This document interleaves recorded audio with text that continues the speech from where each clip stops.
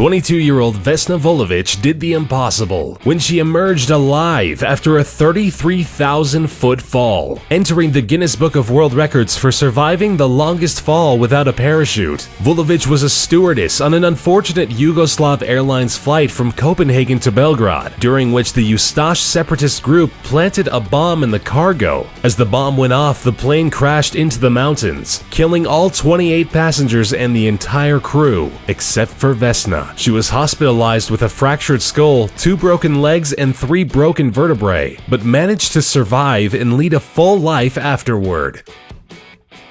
Croatian music teacher Fran Selak has had more than a few meetings with death and survived all of them. Reaching the age of 85 was not a smooth ride for Selak. At the age of 33, a train Selak was on flew off the tracks into an icy river, killing 17 passengers, but not him. With a broken arm, Selak survived this close call, only to find himself in a plane 1 year later flying across Croatia. A door on the plane was blown away, and Selak was blown out of the plane with it. Believe it or not, he survived by landing on a haystack. Only 3 years later, he was on a bus, which plunged into the river and killed 4 people. But of course, not him. At the age of 41, the fuel tank in his car exploded, but he managed to react in time and escape certain death. Again, the same incident unbelievably repeated itself just 3 years later. 20 years after that, Selak survived 1 more car explosion and another bus accident, only to win the lottery and become a millionaire in 2003. He is truly the most unlucky, lucky person of all time.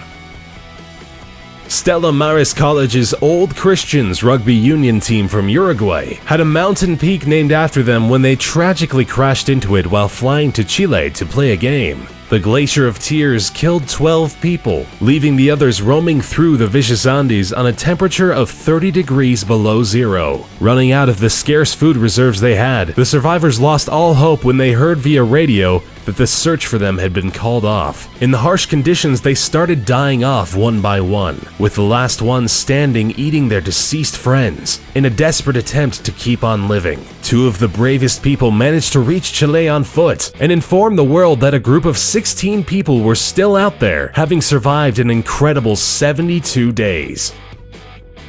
Anatoly Bugorsky worked as a researcher at the Institute for High Energy Physics in Prodvino. While checking a malfunctioning piece of equipment, a beam from the largest Soviet particle accelerator measured at about 200,000 rads went straight through his head. Bugorsky's face swelled up beyond recognition and started peeling off. The beam burned through parts of his face, his bone, and the brain tissue underneath. Astonishingly, although only 500 rads would normally be enough to kill a person, Bugorsky survived. His intellect was undamaged, and he continued his scientific career with much success. He did, however, lose his hearing in the left ear, with that side of his face remaining frozen due to the destruction of nerves. Roy Sullivan was a ranger in Virginia who made it to the Guinness Book of World Records by surviving being struck by lightning 7 times. Each strike did leave him scarred through. The lightning left him with minor injuries each time, such as the loss of a toenail or burning off an eyebrow. But some of the incidents had more serious consequences, such as setting his hair on fire, searing a shoulder, or leaving him with chest burns. Ironically, after a series of miraculous survivals, Sullivan ended his life at the age of 71 by suicide, apparently out of reasons unrelated to his bad luck when it comes to storms.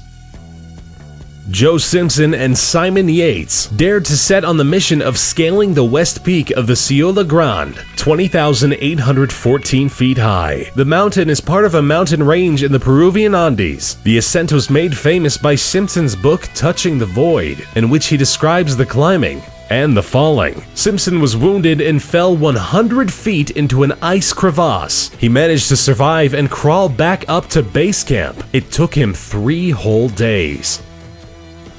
Truman Duncan had the most horrific accident you can imagine and survived it. He was just another passenger on a train when he accidentally fell off a train car in motion. He was swept underneath the speeding train and was literally cut in two. Duncan not only managed to survive the horrible event, but he stayed conscious for the next 45 minutes. He managed to get his cell phone out and call the paramedics himself. He underwent 23 surgeries, lost both his legs and a kidney, but miraculously made it out of the hospital alive.